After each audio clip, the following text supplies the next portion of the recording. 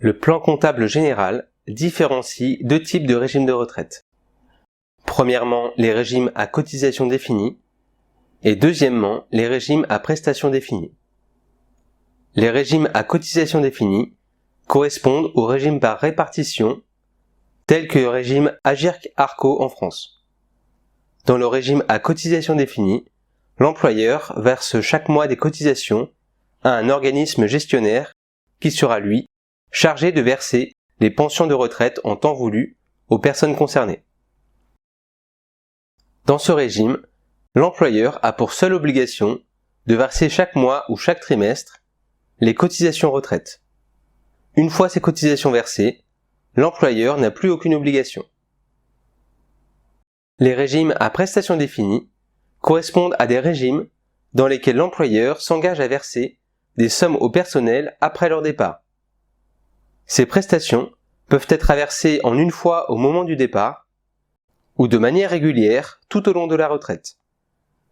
Ces sommes sont dues au titre du travail réalisé par le personnel, mais ne sont versées qu'une fois le départ effectué. Cette obligation répond donc aux critères nécessitant la comptabilisation d'une provision.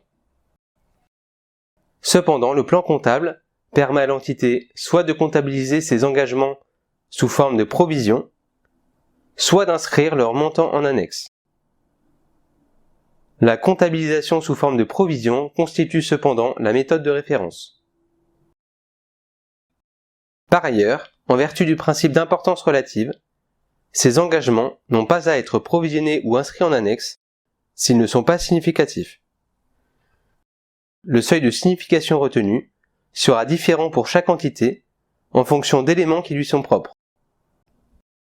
Cependant, un seuil minimal peut être retenu pour tous les dossiers, par exemple 20 000 € d'engagement, en dessous duquel aucune provision ni inscription en annexe ne sera inscrite dans les comptes.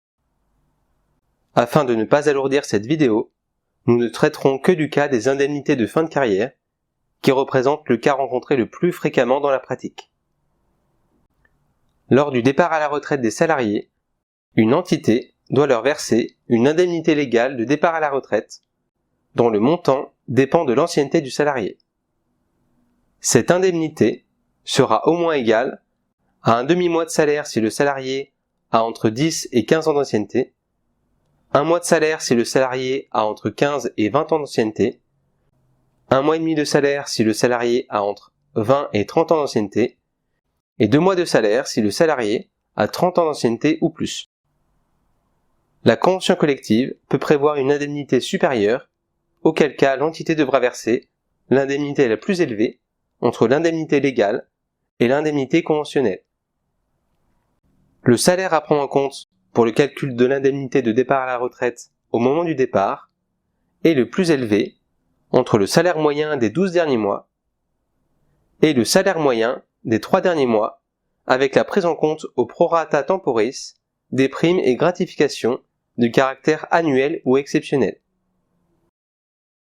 Les problèmes rencontrés lors de l'évaluation de cet engagement sont que les salariés peuvent être décédés lors du départ à la retraite, peuvent avoir démissionné de leurs fonctions, peuvent bénéficier d'augmentations de salaire qui constitueront la base de calcul de l'indemnité lors du départ à la retraite.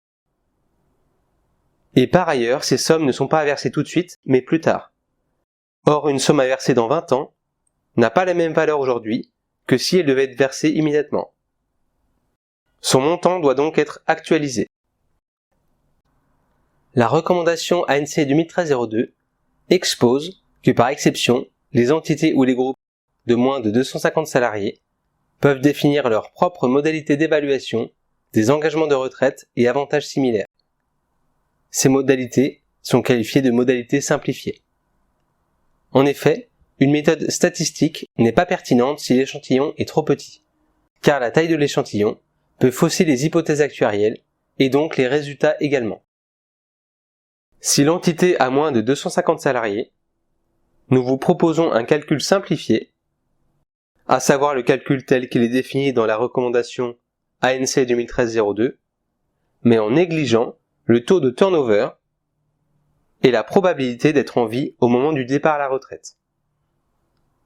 Vous trouverez sous la vidéo une feuille de travail permettant le calcul des indemnités de fin de carrière, dénommée aussi IFC, selon le mode simplifié pour les entités de moins de 250 salariés, mais également une autre feuille de travail permettant le calcul des IFC pour les entités de plus de 250 salariés, prenant en compte le taux de turnover et la probabilité d'être en vie au moment du départ à la retraite.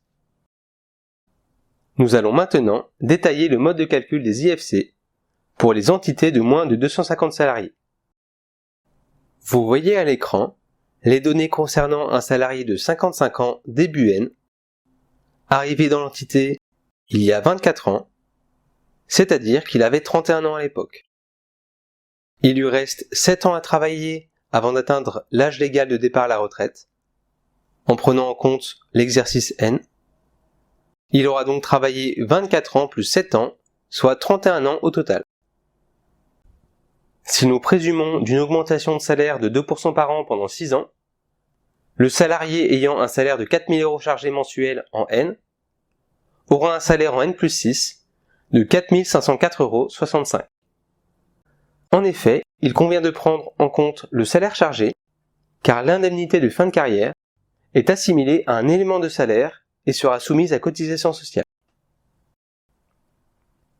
Si par ailleurs la convention collective prévoit une indemnité d'1/10 de mois de salaire par année d'ancienneté, compte tenu qu'il aura au moment de son départ 31 ans d'ancienneté, il aura droit à une indemnité de 31/10, soit 3,1 fois son salaire de 4 504,65 €.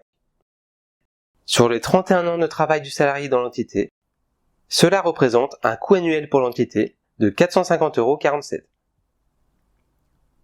Le salarié ayant déjà travaillé 24 ans avant l'exercice N, il a déjà généré une charge pour l'entité de 24 fois 450,47 €. À la clôture de N, il a généré une année supplémentaire de charge, soit 11 261,75 €. Cependant, cette somme n'est pas à décaisser immédiatement mais dans 6 ans. Il convient donc de l'actualiser selon le taux moyen de rendement des obligations de société privée, appelé également TMO, que vous trouverez sur le site de la Direction générale du Trésor. Le coût total en début d'exercice est actualisé sur 7 ans, compte tenu que l'exercice N vient s'ajouter aux 6 exercices restants, et le coût total en fin d'exercice est actualisé sur 6 ans. La différence entre les deux permet d'obtenir la charge à comptabiliser dans le compte de résultat. La charge comprend une partie de charge financière liée à l'actualisation et une partie liée au service rendu, à savoir le travail du salarié lui permettant d'obtenir l'indemnité. Les charges financières se calculent de la manière suivante: coût total de début d'exercice multiplié par le taux d'actualisation. Et le coût des services rendus correspond au total des charges de l'exercice diminué des charges financières. Afin de simplifier le mode de calcul, nous avons négligé les écarts actuariels dans cette vidéo, mais ces derniers seront calculés automatiquement dans le fichier de calcul des IFC. Vous aurez remarqué que nous n'avons pas comptabilisé la totalité de l'indemnité qui sera versée par l'employeur pour les 31 ans, mais seulement la quote-part déjà travaillée par le salarié, à savoir 25 ans. En effet, en vertu du principe de séparation des exercices, il n'est pas possible de comptabiliser en provision des éléments dont le fait générateur n'a pas eu lieu. Dans notre cas, le fait générateur de l'indemnité, c'est-à-dire l'événement qui génère l'indemnité, est le fait que le salarié travaille pour l'entité. Or, nous ne pouvons pas comptabiliser en provision le montant de l'indemnité qui sera dû au titre d'un futur travail. Il convient ensuite de comptabiliser la provision en distinguant les charges financières et le coût des services. Il conviendra de réintégrer fiscalement ces charges compte tenu que la provision pour engagement de retraite n'est pas déductible. Si l'entité a une assurance pour couvrir les indemnités de fin de carrière, les primes d'assurance versées sont comptabilisées en charge et ces dernières sont déductibles fiscalement. Par ailleurs, le montant couvert par l'assurance viendra en diminution de la provision à comptabiliser au passif. Si l'entité a un engagement de 10 000 €, comme nous venons de le voir, et qu'elle est assurée à hauteur de 6 500 €, alors la provision pour engagement de retraite devra être présente au passif pour 3 500 €. Si l'entité comptabilise la provision pour la première fois, alors que précédemment elle inscrivait son montant en annexe, cela constitue un changement de méthode. Elle opterait dans ce cas pour une méthode de référence et n'a pas à justifier son choix. En revanche, en vertu de l'article 122.3 du plan comptable général, l'effet après impôt sur le résultat de la nouvelle méthode est calculé de façon rétrospective, comme si elle avait toujours été appliquée. L'impact du changement déterminé à l'ouverture après effet d'impôt est imputé en report à nouveau dès l'ouverture de l'exercice, sauf si, en raison de l'application des règles fiscales, l'entité est amenée à le comptabiliser dans le résultat de l'exercice. Dans notre cas, la provision n'étant pas déductible fiscalement, il n'y a aucun obstacle à inscrire l'impact du changement de méthode en report à nouveau, et le montant imputé au report à nouveau sera brut, c'est-à-dire non diminué de l'IS, compte tenu que la provision n'est pas déductible. Nous comptabilisons donc 9 412 € au titre des exercices antérieurs, 588 € au titre de N, ce qui nous donne bien une provision fin N d'un montant de 10 000 €. L'annexe des comptes annuels doit indiquer que les engagements sont évalués et comptabilisés en application de la recommandation ANC 2013-02.